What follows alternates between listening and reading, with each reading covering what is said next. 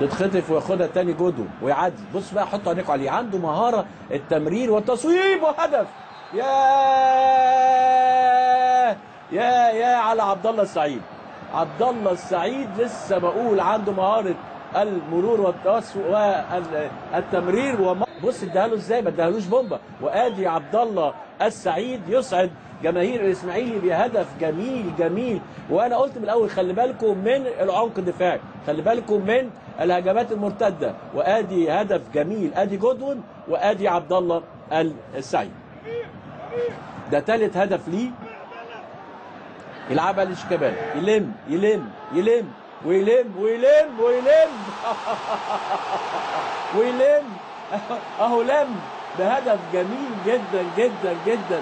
شيكابالا يلم ويلم وكله، وعمل كل حاجه. بعد نص ساعه من الشوط الاول يتعادل الزمالك. ادي الراجل اهو ماشي شيكابالا وبيقول لهم وسع هجيب جول، وجاب جول لا يصد ولا يرد، وهدفين حلوين قوي. ادي علاء، بص المهاره بقى، تحت ضغط تحت ضغط وتحت ضغط وتصويب.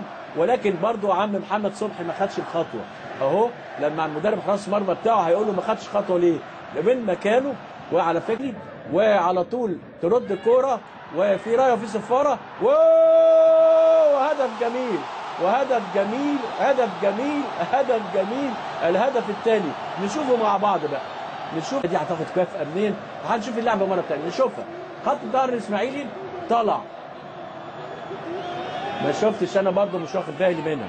هنشوف تاني، هنشبه للكابتن الشناوي.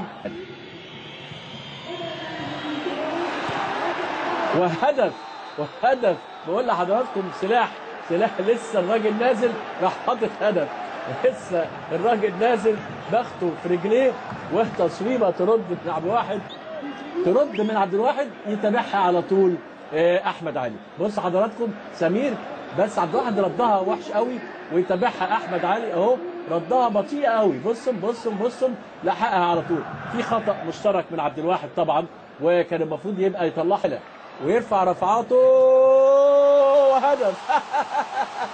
بقول لحضراتكم يعني ده مين ده؟ معتصم سالم بيطلع الكوره وشيكابالا لولبه اهو يتعمل، وصبحي بيقول ايه ده؟ وهدف في لحظه كان الزمالك عاوزها، وفي هدف في لحظه كان الاسماعيلي هو الافضل. بص حضراتكم تغطيه وحشه قوي قوي من معتصم.